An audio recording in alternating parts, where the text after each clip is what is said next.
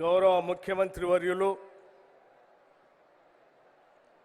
శ్రీ రేవంత్ రెడ్డి గారికి,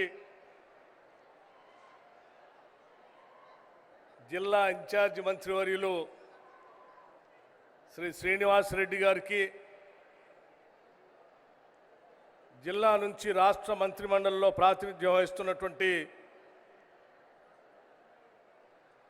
మంత్రివర్యులు కొండా సురేఖ గారికి, సీతక్క గారికి,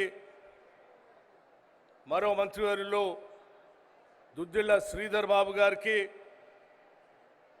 మరో మంత్రివర్యులు శ్రీ పొన్నం ప్రభాకర్ గారికి, మరో మంత్రివర్యులు శ్రీ కోమటిరెడ్డి వెంకటరెడ్డి గారికి, మరో మంత్రివర్యులు శ్రీ జూపల్లి కృష్ణారావు గారికి, శాసన మండలి సభ్యులు మిత్రులు మహేష్ కుమార్ గౌడ్ గారికి,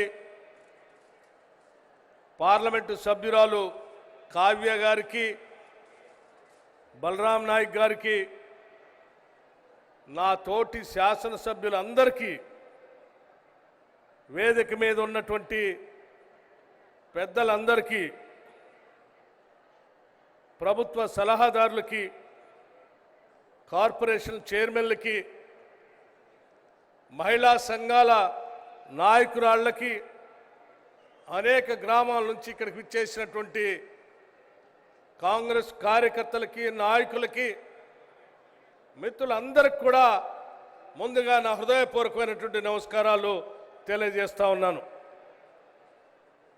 ఈరోజు వరంగల్ పట్టణానికి సంబంధించి చారిత్రాత్మకమైనటువంటి రోజుగా నేను భావిస్తా ఉన్నాను.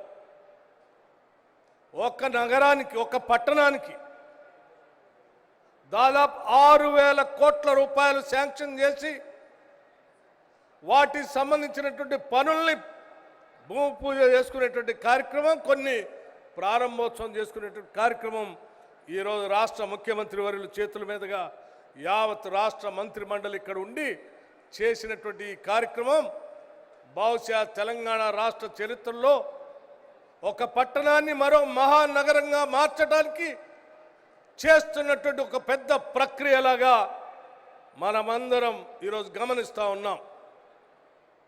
మిత్రులారా, ఈరోజు మనందరి ప్రియతమ నాయకురాలు శ్రీమతి ఇందిరాగాంధీ గారి జయంతి.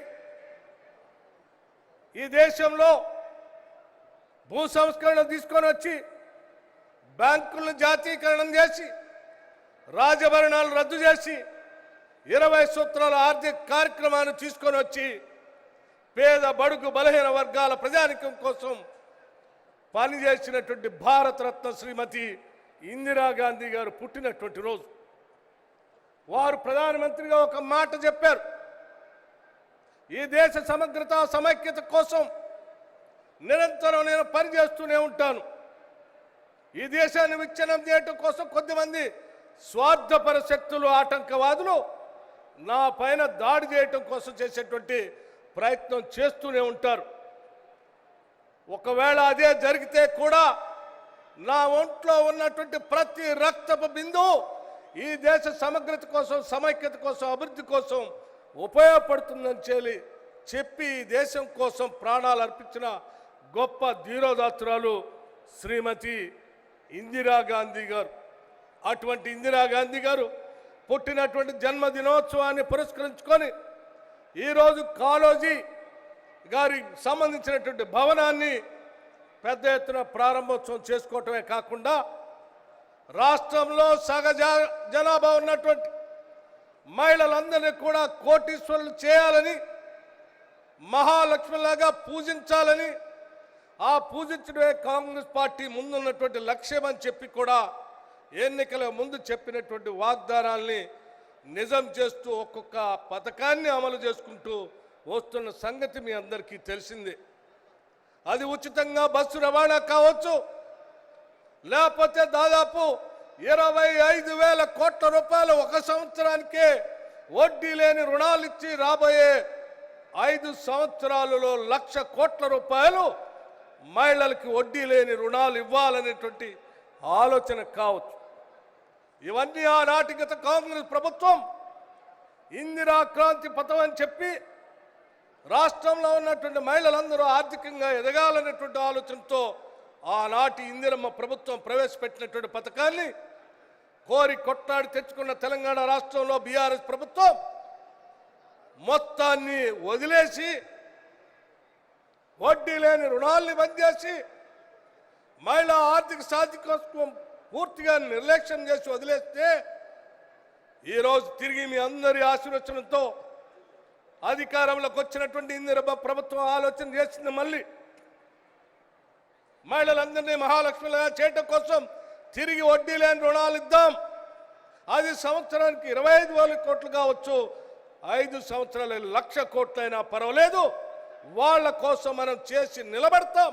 వాళ్ళ అభివృద్ధే ఈ రాష్ట్ర అభివృద్ధి అని ఆలోచన చేసి ముందుకు పోతున్నటువంటి సందర్భంలో ఏర్పాటు చేసినటువంటి సభ ఇది. మిత్రులారా, మీ అందరికీ తెలియదు కాదు, కేవలం వడ్డీ లేని రుణాలు ఇవ్వటం ఒక్కటే కాదు, వాళ్ళకి రుణాలు ఇచ్చినటువంటి ఆ డబ్బుతో వ్యాపారాలు కూడా చేపించాలనేటువంటి ఆలోచనతో ఈ రాష్ట్ర ముఖ్యమంత్రి గారు అనేక సందర్భాల్లో చర్చించి అంశాలని ఆ సంబంధించినటువంటి అంశాలని కూడా విధానపరమైన నిర్ణయాలు తీసుకోవడం జరిగింది. అది ఉచితంగా ఇచ్చేటువంటి బస్సు రవాణాకు సంబంధించిన బస్సులు కొనుగోలు కావచ్చు, 200 యూనిట్లకే ఉచితంగా ఇస్తున్నటువంటి కరెంటుకు సంబంధించిన ఆ శాఖకు సంబంధించి భారతదేశంలో ఇవాళ సోలార్ పవర్ ప్లాంట్లు విద్యుత్తును తీసుకొని రావాలని ఆలోచన చేస్తూ మన రాష్ట్రంలో కూడా పెద్ద ఎత్తున ఆ గ్రీన్ పవర్ తీసుకొని వచ్చి పారిశ్రామికవేత్తలతో చేసే కార్యక్రమాన్ని వాళ్లతో కాదు, ముందు మన మహాలక్ష్ములతో మొదలు పెట్టిద్దామని చెప్పి దాదాపు 4,000 మెగావాట్లకు సంబంధించిన సోలార్ పవర్ని ముందుగా 1000 మెగావాట్ని ఈ సంవత్సరమే వారికి PPA చేసి ఒప్పందం చేసి ఆ ఒప్పందం ద్వారా వారు పరిశ్రమలు పెట్టడానికి సోలార్ పవర్ పెట్టడానికి కావాల్సిన డబ్బులను కూడా బ్యాంకుల చేత ఇప్పించి మీరు ప్రొడ్యూస్ చేసే కరెంటుని ప్రభుత్వమే కొని ఆ ప్రభుత్వమే మీకు బిల్లులు డబ్బు చెల్లించే విధంగా ఒక విధానపరమైన ఒక చారిత్రాత్మకమైన నిర్ణయం బహుశా ఈ భారతదేశ చరిత్రలో ఎక్కడా కూడా మహిళలకి 1000 మెగావాట్ల పవర్ని PPA చేసినటువంటి చరిత్ర లేదు. భవిష్యత్తులో జరుగుతుందని కూడా నేను అనుకోవట్లేదు. అది కేవలం తెలంగాణ రాష్ట్రంలో ఈరోజు రేవంత్ రెడ్డి గారి నాయకత్వంలో ఉన్న ఇందిరమ్మ ప్రభుత్వం మాత్రమే చేయగలుగుతుంది, చేస్తుందని చెప్పడానికి చాలా గర్విస్తూ ఉన్నాను. ఈరోజు మిత్రులారా, ఆలోచన చేయండి. ఈ దేశ జనాభాలో సగభాగం ఉన్నటువంటి మహిళలు ఆర్థికంగా ఎదిగితేనే ఈ రాష్ట్రం ఎదుగుతుందని, దానికోసం ఏ స్థాయికైనా ఎన్ని వేల కోట్లైనా ఖర్చు పెట్టడానికి వెనకాడేది లేదని చెప్పి విధానపరమైన నిర్ణయం ఈ రాష్ట్ర ప్రభుత్వం తీసుకుంది అని చాలా స్పష్టంగా చెప్పడానికే ఈరోజు ఈ సభను ఏర్పాటు చేశాం. ఈ సభ ద్వారా రాష్ట్రంలో ఉన్న మహిళలందరికీ కూడా చెప్తా ఉన్నాం, ఈ ప్రభుత్వం మీది, ఈ ప్రభుత్వం మీది, మీరు ఏది కావాలనుకుంటే అది చేయడానికి రాష్ట్ర ప్రభుత్వం సిద్ధంగా ఉంది. ఎంత పెద్ద ఎత్తున ఖర్చు అయితే కూడా మీతో ఖర్చు పెట్టించడానికి రాష్ట్ర ప్రభుత్వం ద్వారా వడ్డీ లేని రుణాలు ఇవ్వడానికి రాష్ట్ర ప్రభుత్వం సిద్ధంగా ఉంది. ఆ సిద్ధంగా ఉంది కాబట్టే ధైర్యంగా ఈరోజు ఒక సంవత్సర కాలం పూర్తి చేసుకున్నటువంటి సందర్భంలో ఇక్కడ సభ పెట్టి ధైర్యంగా మేము చెప్పగలుగుతున్నాం. మాటలు చెప్పిపోవడానికి రాలేదు. గత ముఖ్యమంత్రి ఇదే వరంగల్ జిల్లాలో ఇక్కడికి వచ్చి కుర్చీ వేసుకొని జర్నలిస్ట్ సంబంధించిన కాలనీ కట్టిస్తాను, నేను తిరిగి నేను మళ్ళీ వస్తాను, నాకు దావత్ కూడా చేయాలా, నేనే కుర్చీ వేసుకొని కట్టిస్తా అని చెప్పి మాటలు చెప్పిపోయాడు. ఆయన కట్టించింది లేదు, కుర్చీ వేసుకున్నది లేదు, వీళ్ళు దావత్ ఇద్దామంటే మనిషి కనపడ్డది కూడా లేదు. కానీ మేము కేవలం ఎన్నికల సందర్భంలో రేవంత్ రెడ్డి గారు ఈ ఎన్నికల సందర్భంలో ఈ జిల్లాకు వచ్చి ఈ జిల్లాకు సంబంధించిన వరంగల్ పట్టణాన్ని నగరాన్ని మార్చడానికి కావాల్సిన నిధులు ఇస్తానని చెప్పి మాట ఇవ్వటమే కాకుండా కేవలం 6 నెలల్లోనే కాళోజీ కళాక్షేత్రానికి కావాల్సిన డబ్బులు రిలీజ్ చేసి కట్టించి ఈరోజు మీ అందరి ముందు ప్రారంభోత్సవం చేశారు. ఇది కాంగ్రెస్ ప్రభుత్వం యొక్క నిబద్ధత, ఈ ప్రభుత్వం యొక్క సంకల్పం అని సందర్భంగా మనం చేస్తూ ఉన్నాం.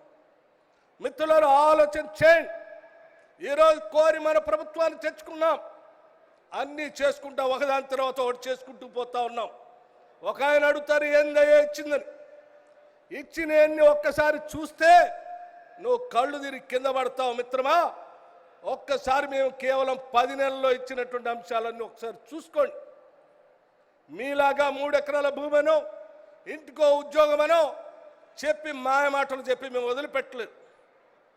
పథకాలు చెప్పాం, చేయటమే కాకుండా వరంగల్ అంటేనే స్వేచ్ఛ, వరంగల్ అంటేనే భావ స్వేచ్ఛ, వరంగల్ అంటేనే అనేక భావజాలాలకి నిలయం.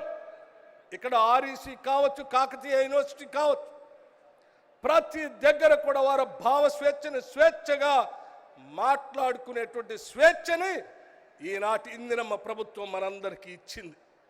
అందుకే ఈరోజు నిటారుగా నిలబడి ఎవరు ఏది కావాలన్నా చెప్పుకునేటువంటి పరిస్థితి కల్పించడమే కాదు, స్వేచ్ఛగా మీ భావజాలాన్ని చెప్పుకోవడానికి కావలసిన వాతావరణాన్ని, ఇది ప్రజాప్రభుత్వం, ప్రజల ప్రభుత్వం, మీకోసమే పనిచేస్తుంది అనేటువంటి సందేశాన్ని ఇస్తూ ప్రజల కోసం నిరంతరం పనిచేస్తామని మీ అందరికీ తెలియజేస్తూ, మీ భావాల్ని, భావ స్వేచ్ఛని, మీ ఆలోచనల్ని పొనికి పుచ్చుకొని ఆ ఆలోచనలకు అనుగుణంగా శ్రీమతి ఇందిరాగాంధీ గారి ఆలోచనల్ని, కాళోజీ గారి స్ఫూర్తిని, మీ అందరి ఆలోచనల్ని దీవెనగా తీసుకొని ముందుకు పోతామని చెప్పి మీ అందరికీ సవినయంగా నేను మనవి చేస్తూ, మరొక్కసారి రాష్ట్రంలో ఉన్న యావత్ మహిళా సోదరిమణులందరికీ ఇది ఒక శుభదినం, మీకోసం మేము నిలబడి ఉంటామని చెప్పి మరొక్కసారి మీ అందరికీ మాటిస్తూ సెలవు తీసుకుంటున్నాను.